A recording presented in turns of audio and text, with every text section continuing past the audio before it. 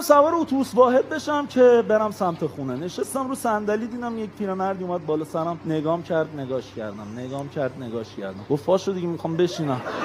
گفتم اتوبوس خالیه، این همه صندلی، چرا میخوای اینجا بشین؟ گفت تو رو خاطرات من نشستی. من هر روز با عشقم میومدم رو این صندلی میشستم، کل تهران رو دور میزنم. خواهش میکنم. بعد اومدم برم عقب بشینم، گفت خواهش میکنم عقب اتوبوس نرو بشین. من با عشقم دوران نامزدیم و عقب خاطره داشتم، رو صندلی عقب نشست. اومدم برم جلو بشینم، گفت خواهش میکنم اونجا نشین. من دوران عقد با عشقم اونجا خاطره داشت. میله رو گرفتم، گفت میله رو نگیر.